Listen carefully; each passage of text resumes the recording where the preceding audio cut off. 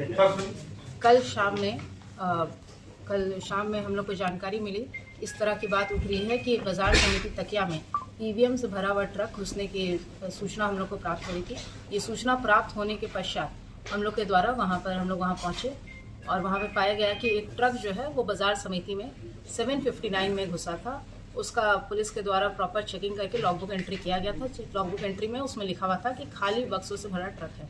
उसके पश्चात वहाँ पे जो अभ्यर्थी, उनके जो कैंडिडेट्स, उनके जो ऑथराइज्ड वहाँ पे पर्सनल थे, वो लोग भी उपस्थित थे। उनके समर्थक भी भारी संख्या में वहाँ उपस्थित थे। उन सभी के समक्ष उस ट्रक को खोला गया और उस ट्रक का में बहुत सारे स्टील के डब्बे पाए गए। हर एक डब्बा निकाला गया वीडियोग्राफी में और वहाँ पे उपस्थित अभ्यर्थियों के समक्ष सारे डब्बे खाली पाए गए। एक एक करके पूरा ट्रक को जांच करके फिर पुनः उसी ट्रक में सारे बक्से फिर रख दिए गए और ट्रक को बाजार समिति में रख दिया गया।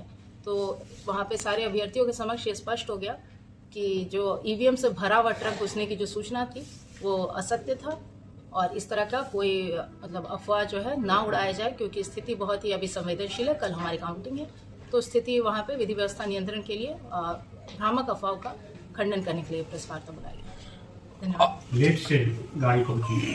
गाड़ी 759 में एंटर की थी, जो रिकॉर्ड से देखा जा सकता है।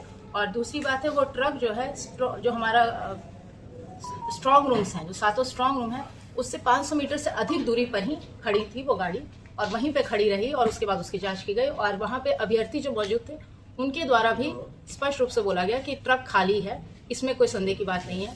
दूसरा एक और एंगल उठाया गया था कि सीसीटीवी काम नहीं कर रहा, ये भी पूर्णतः गलत है। सारे सीसीटीवी काम कर रहे हैं और एक व्यूइंग सेंटर बनाया गया है जिसमें कि अभ्यर्थी या फिर उनके द्वारा जो ऑथराइज्ड एजेंट्स हैं वो जाकर अपना सीसीटीवी फुटेज देख सकते हैं। जो जितने भी स्ट्रॉन्ग रूम हैं उनका जो एंट्री एग्जिट गेट है उस पर डेडिकेटेड सीसीटीवीज लगाए गए हैं और परिसर में भी सीसीटीवीज लगाए गए ताकि, और वो जो हमारा स्ट्रॉन्ग रूम है, सारे स्ट्रॉन्ग रूम में सिर्फ एक एंट्री एग्जिट गेट है, सारे स्ट्रॉन्ग रूम, उसके आगे सीसीटीवी लगाया गया है और जो 3 लेयर सिक्योरिटी फोर्सेस है उसकी जानकारी अभी एसपी साहब द्वारा आप लोग को दी जाएगी। इस मुंबई में एक आरोप लगाए जा रहे हैं, गेट के सामने जो प्राइवेट मकान है उस पर जो सीसीटीवी कैमरे लगाए गए हैं उसको दिखाकर बताने की कोशिश की जा रही है कि इस वह ट्रक को ले जाने से पहले उस सीसीटीवी कैमरे के साथ छेड़छाड़ किया गया है, उसका डायरेक्शन चेंज कर दिया गया है। इस तरह की बातें, हाँ, ये सब प्राइवेट जो बिल्डिंग है उसके सीसीटीवी से हम लोग का कोई लेना देने नहीं है। ये सब अफवाह क्रिएट करने की कोशिश की जा रही है।